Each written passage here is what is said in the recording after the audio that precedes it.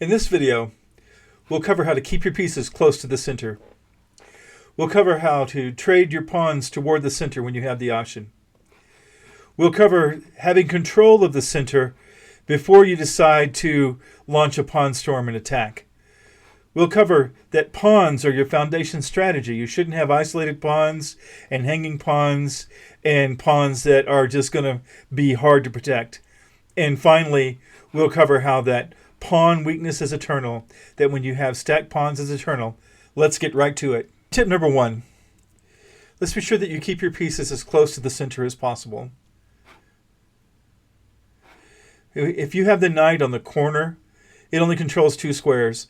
But if it's in the center, it controls all these squares. It should be where you can control 8 squares with your knight. Obviously, it's not always going to be that way, but that's the ideal you'd like to shoot for.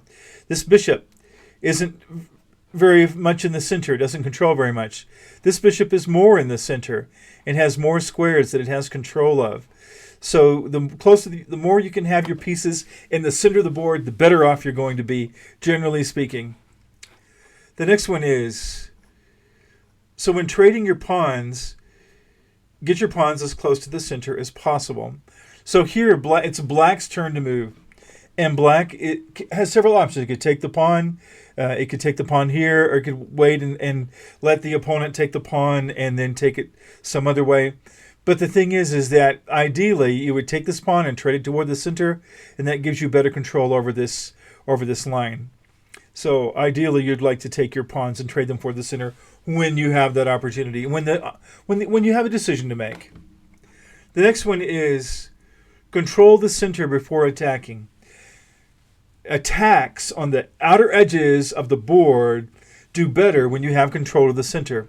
So in this scenario, white has control of the center. The knights are looking in the center. This knight is looking in the center. And the queen, of course, has visibility on that line. So there's a lot of things going on that are control of the center. And that is when white decides to begin launching a pawn storm. And if white doesn't do something, this pawn will come up here and take the bishop or go straight, unless white provides a way of escape for the bishop, which, black could do. But you got a pawn storm coming on. And your rook is protecting this pawn. It'd be easy to get the queen out here. It'd be easy to get the queen out here and start helping protect this line as well, this file. So it's just ideal that you would have control of the center before you start an attack around the edges. And the next one is, pawns are your foundation strategy. And as a foundation, the foundation of a building is what holds a building up, makes a building able to last a long time and do well. That's the way it is with your chess game. If your pawns are a good foundation, you're going to do okay. You want to avoid isolated, doubled, backward, and hanging pawns. So here we have a pawn that is isolated, and it's hard to protect. We have pawns that are doubled here, very hard to protect that. We have hanging pawns that are too far back. You can't protect them easily, and it's a problem. I mean, imagine if you wanted to protect these 2 pawns. You'd have to put your queen right there in order to protect that. What a great use of your queen, right?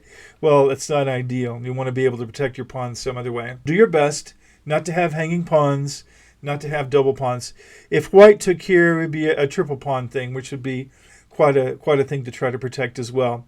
Most likely, they're just going to be taken pretty quick. And then the last one is when you have a pawn weakness on your board. Right here, these pawns are weak. They're stacked. This pawn's isolated. There's gaps here between these pawns. Very hard to protect. Very easy for someone to take and make use of. So ideally, keep in mind that if you create a pawn weakness, it's going to be eternal. I mean, for the entire game. So here's a way to take advantage of a bishop on the edge of the board that your opponent probably isn't going to expect. So you have your standard openings, king's pawns and knights, 4 knights out. If you take your knight and place it at e7, and then your opponent brings their bishop. So the white bishop comes to apply pressure to this. Normally, you would just move this you just move this up here, probably. But instead, if you move this pawn up to h5, and they're going to say, well, that doesn't make any sense. If they're not really thinking about it, then they make a move, and you move to threaten their bishop. Their bishop goes back to keep applying pressure down this diagonal without thinking about it. And then you move here, and then the horrible truth becomes clear because the bishop moves up, and there's no place for the bishop. The bishop is captured. If it goes, there's no place for it to go, and so you get a free bishop. So this is a great trick to play whenever you see this opportunity.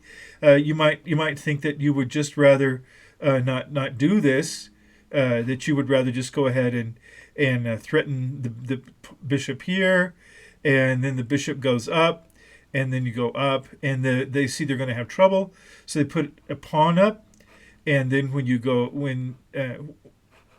when they, I did that wrong.